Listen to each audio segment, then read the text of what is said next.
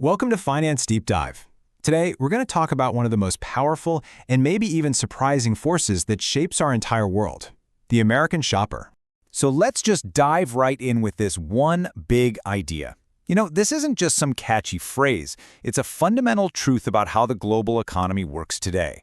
When the U.S. consumer is out there spending, the world economy just seems to run smoothly. But what is it that makes this one group of shoppers so incredibly important? Well, it really all boils down to one thing: sheer, mind-boggling scale. To get why this matters to the whole world, you first have to understand just how huge this engine is right at home. Check this out. Roughly 2/3. That's how much of the entire U.S. economy is driven by what households spend, and that is a way higher share than you see in most other big economies.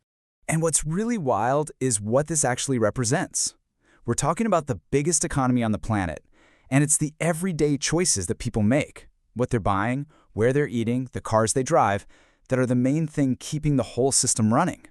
And right here, this is where that domestic power goes global. See, the American appetite for stuff isn't just satisfied by things made in the USA, not even close. It's a truly global shopping cart. American households buy an absolutely staggering amount of goods that are made all over the planet. I mean, think about your smartphone, your car, the clothes you're wearing. They all plug you into a massive global network of workers whose jobs literally depend on your purchases. Think about it like this. A simple decision, to buy a new laptop in Ohio or a new shirt in Texas. Well, that decision doesn't just end there. It actually kicks off a super complex chain reaction that sends ripples across the entire globe. A single dollar that you spend can literally travel the world. That one buy now click can trigger factories in Asia to fire up production, which then gets the entire global shipping and logistics industry moving just to get that one product to your front door. But hold on, because this influence doesn't stop with physical goods being shipped around. In fact, it gets magnified, like massively amplified, when we look at the financial markets.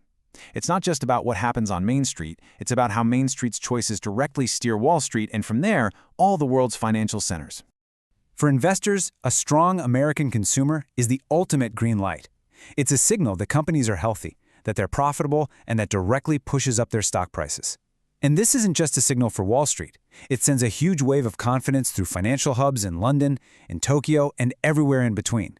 It even dictates where big investment money flows and can shift the value of entire currencies. And a huge reason for this incredible financial power comes down to the special status of the US dollar.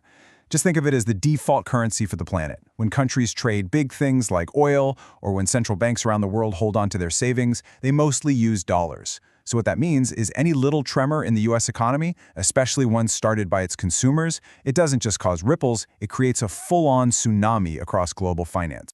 Okay, so let's bring this all to the present day. Lately, the U.S. consumer has seemed incredibly resilient, right? Just shrugging off inflation and all kinds of uncertainty. But when you start to look under the hood, the picture gets a little more complicated. On the one hand, the engine is running strong. You see low unemployment, you see rising wages, and you see people still have some savings they built up over the past couple of years. All of that is keeping spending high.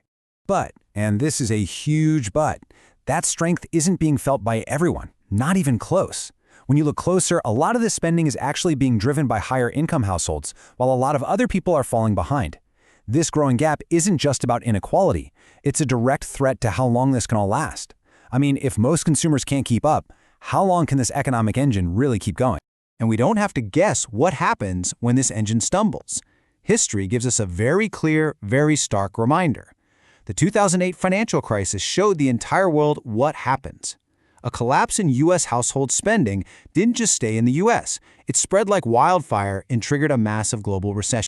So if there's one key thing to take away from this whole video, it's this. As long as the U.S. stays a consumption-driven economy, right at the center of global trade and finance, its households are going to keep playing this incredibly decisive role in shaping the entire world economy. And that leaves us with a really critical question for the future. As other economies around the world rise and get stronger, is this dynamic going to change? Or will the American shopper just remain the most important economic player on the world stage? So, what do you think? If you like the content, don't forget to subscribe to Finance Deep Dive. It really motivates us to keep posting.